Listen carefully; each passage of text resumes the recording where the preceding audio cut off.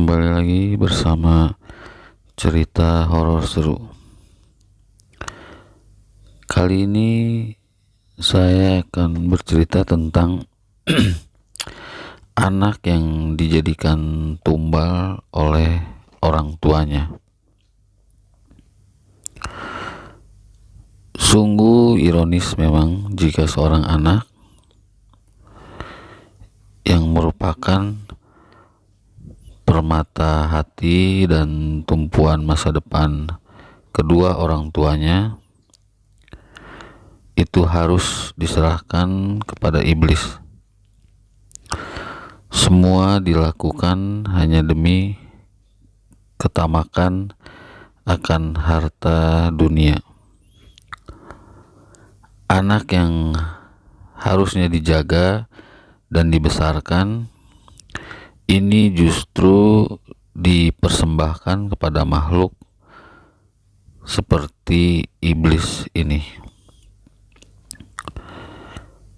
Berbicara mengenai fenomena pesugihan, ingatan kita tak lepas dari masalah nyawa dan tumbal.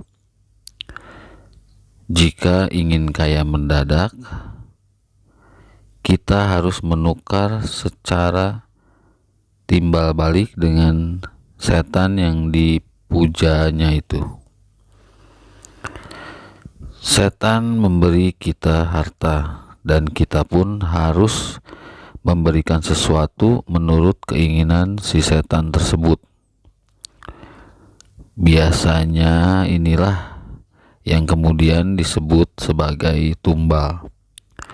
Tumbal itu biasanya bisa berupa barang ataupun nyawa. Semua tergantung permintaan si iblis.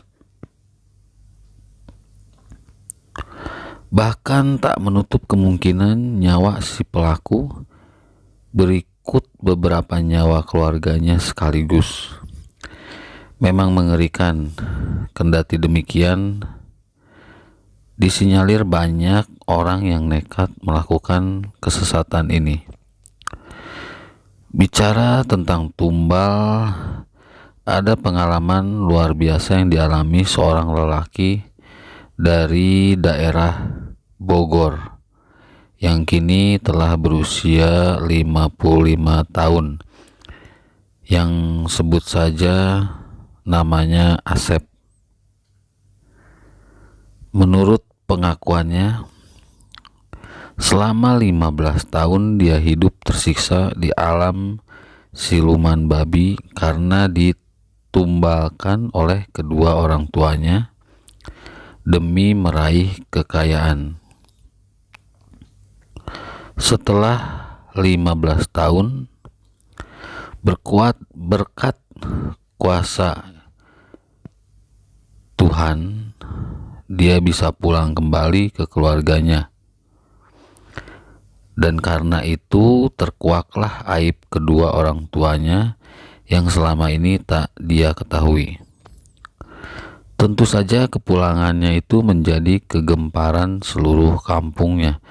Bahkan hingga saat ini pun masih banyak yang takut bila harus dekat-dekat dengannya, dengan alasan dia pernah mati, atau banyak yang mengatakan dirinya adalah mayat hidup. Bahkan tak terkecuali ibu kandungnya sendiri, sebab saat dia pulang ayahnya ternyata telah meninggal. Perempuan yang sudah tua itu sangat shock menerima kedatangan Asep yang baginya telah meninggal dunia. Menurut penuturan Asep, kisahnya yang tragis itu dimulai ketika dia masih berusia 15 tahun. Seperti biasa setiap hari dia mengembalakan 4 ekor kambingnya di tepi hutan karet yang berbatasan langsung dengan sungai Cisadane, tak jauh dari kampungnya. Hal ini memang sudah menjadi pekerjaannya sehari-hari, mengingat orang tuanya sudah tak mampu menyekolahkannya lagi setamat SD karena kemiskinan keluarganya. Hanya 4 ekor kambing inilah harta satu-satunya yang dimiliki keluarga Asep.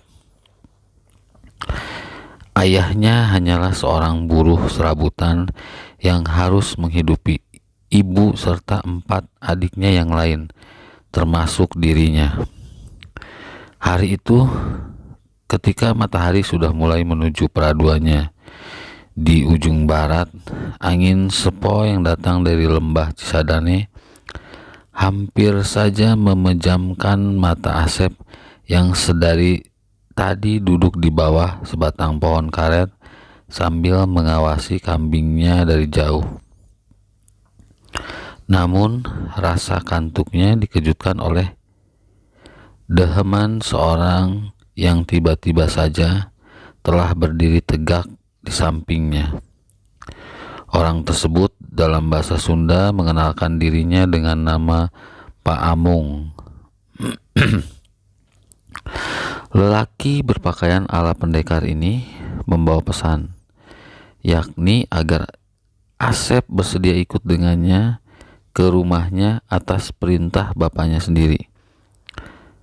"Bapakmu sudah menunggumu di sana. Dia ada di rumah kami," ujar lelaki berkulit gelap tersebut. Dan seperti dihipnotis, Asep menurut saja. Bahkan dia lupa dengan kambing-kambingnya. Ketika tiba di tempat yang dituju, ternyata rumah orang tersebut sungguh sangat besar, seperti layaknya sebuah istana kecil. Namun begitu tiba di sana, Asep tak melihat ayahnya. "Oh, ternyata bapakmu sudah pulang, Nak. Katanya kamu disuruh menunggu di sini sampai bapakmu menjemput," kata lelaki tadi sekembalinya dari sebuah ruangan. Asep kebingungan dan dia mulai curiga. Karena bingung, dia mulai kasakusuk bertanya pada orang-orang yang bekerja di rumah itu, yang jumlahnya sangat banyak. Ya, sebuah rumah dengan puluhan bahkan ratusan pembantu adalah sungguh sangat aneh. Tapi tetap tak ada jawaban, sebab orang-orang itu semuanya seperti bisu.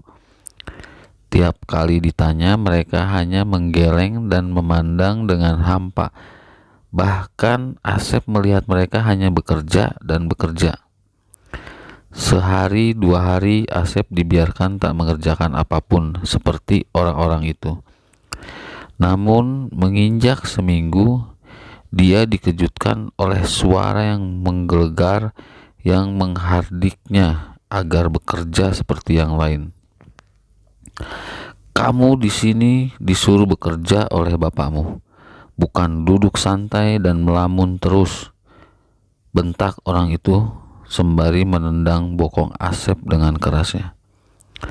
Rasa sakit luar biasa akibat tendangan itu membuatnya sangat takut. Sedangkan orang yang beberapa waktu lalu menjemputnya tak lagi menampakkan batang hidungnya. Akhirnya, lambat laun Asep mulai merasa bahwa dia telah ditipu orang yang mengaku bernama Pak Amung itu. Karena ketakutan yang teramat sangat, dengan berat hati dan cucuran air mata, Asep terpaksa bekerja keras di tempat itu seolah tanpa henti. Dikatakan tanpa henti, sebab seolah tempat itu tak ada pergantian hari siang ataupun malam. Hari-hari kelam itu dia lewati dengan cucuran keringat tiada henti. Semua pekerja, termasuk Asep di dalamnya, baru berhenti tak kala tiba saatnya makan. Malangnya makan saja dijatah 2 kali sehari, pagi dan beberapa jam kemudian. Entahlah siang atau sore, kami tak bisa membedakannya, cetus Asep mengingat saat itu. Ketika ditanya apa saja yang dikerjakannya di tempat itu, Asep menjawab kerja apa saja, mulai dari membangun rumah, mencuci, dan masih banyak lagi, termasuk membersihkan kandang babi. Banyak babi berkeliaran di tempat itu. Mereka seolah menjadi tuan bagi kami, kenangnya lagi. Kira-kira sebulan kemudian, Asep baru melihat jika di ruangan lain atau tempat lain ada pemandangan memilukan. Banyak anak-anak kecil, baik laki-laki maupun perempuan, sambil menangis mereka bekerja mengepel lantai. Bahkan anak-anak itu dibiarkan saling cakar-mencakar satu dengan yang lainnya sampai berdarah-darah. Mereka, anak-anak yang masih suci itu, mengerjakan pekerjaan yang seharusnya dikerjakan oleh orang dewasa. Semoga Tuhan melaknat iblis terkutuk itu. Ingat, Asep dengan mimik menegang, menahan amarah akan kenangan yang sangat pahit dan menegangkan itu. Asep saat itu terus bekerja dan bekerja bersama puluhan orang lainnya dari segala umur. Tempat itu benar-benar seperti neraka bagi orang-orang yang belum tentu mengerti mengapa mereka bisa berada di sana. Mereka bekerja untuk siapa dan apa salah mereka sebenarnya. Berminggu, berbulan, dan hampir 6 bulan Asep bersama-sama orang-orang malang itu terus bekerja, yang sekalipun tak pernah mendapatkan makanan enak apalagi digaji. Kita kembali saat Asep hilang ketika mengembala kambingnya beberapa waktu sebelumnya di hutan dekat dengan aliran sungai Cisadane.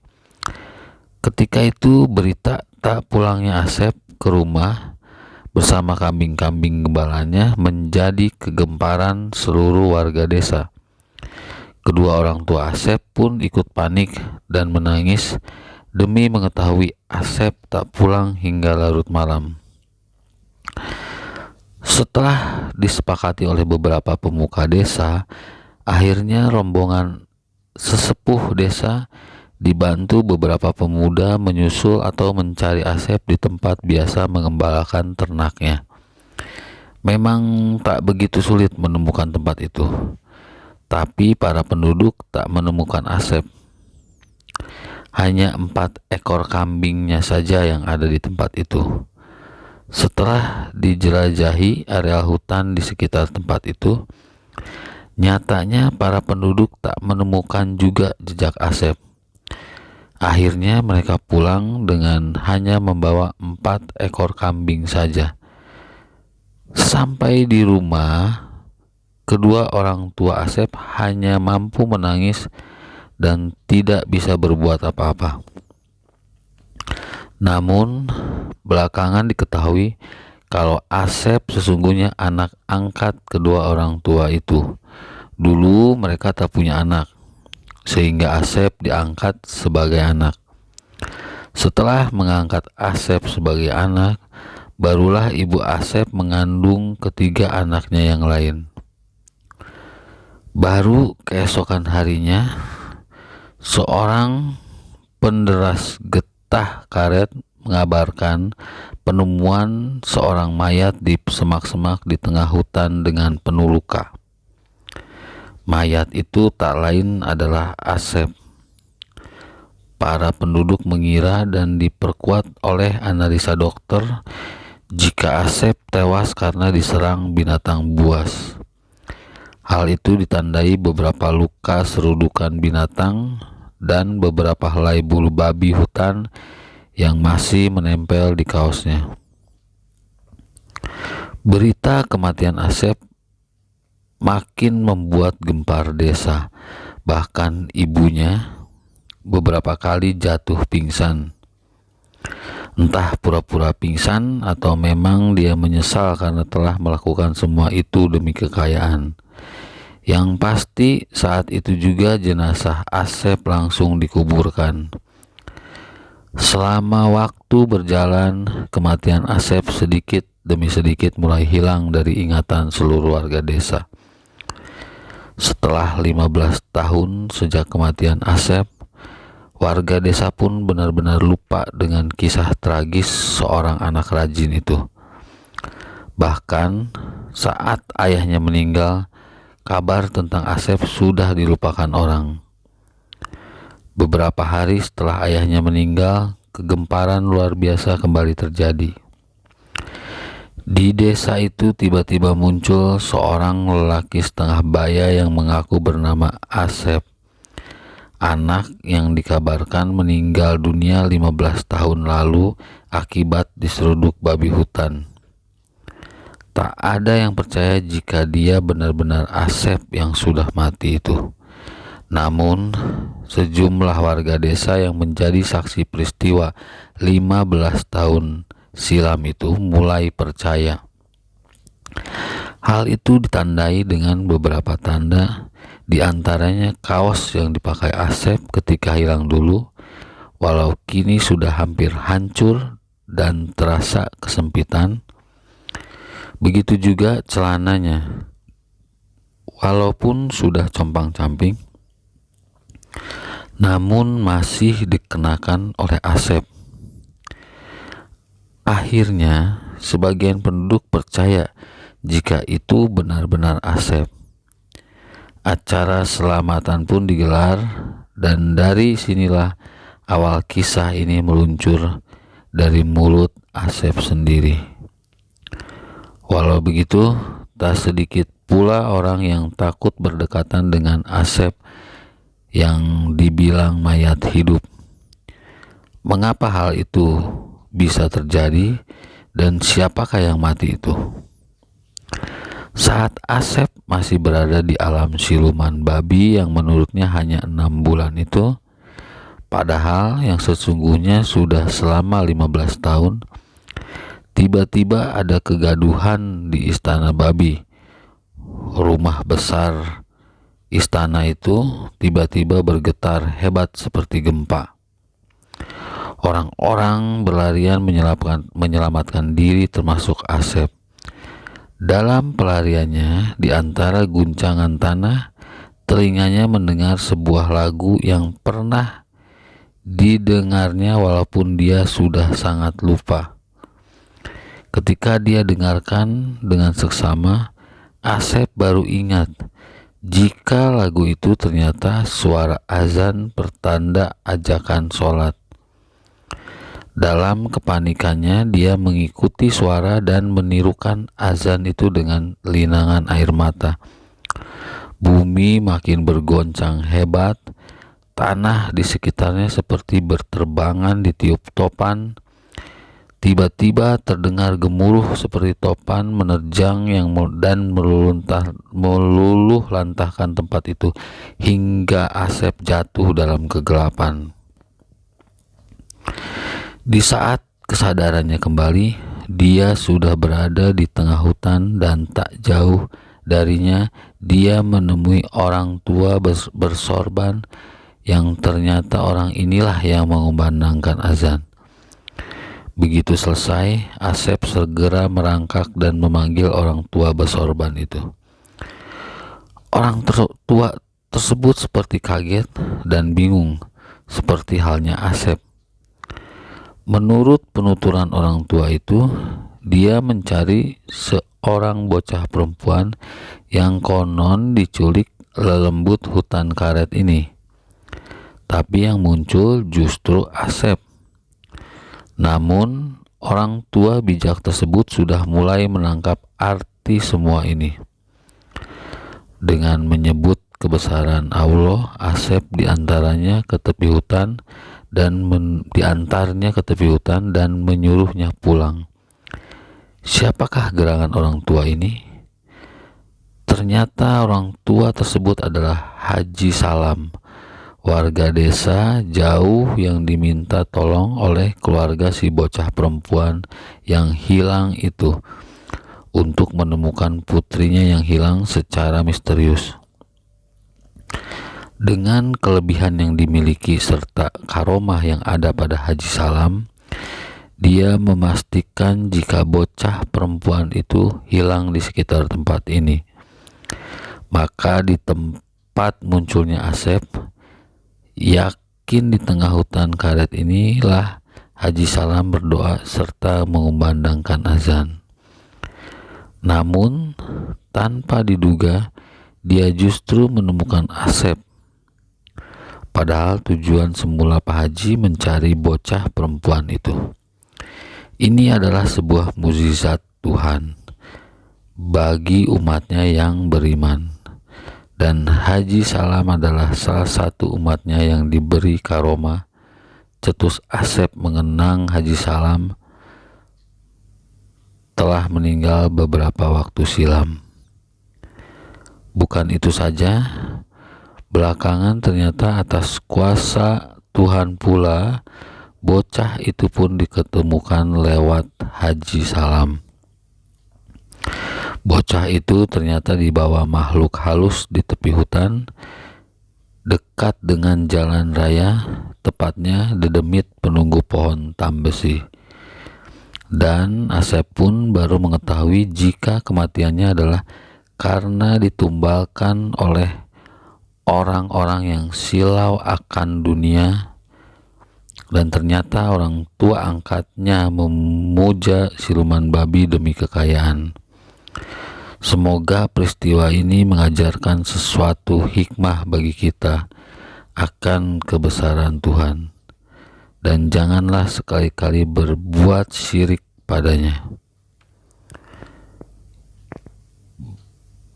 Yakin Tuhan akan memberikan yang terbaik dalam hidup kita.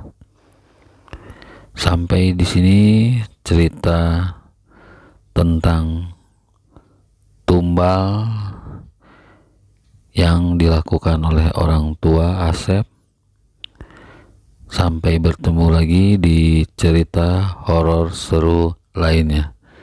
Terima kasih.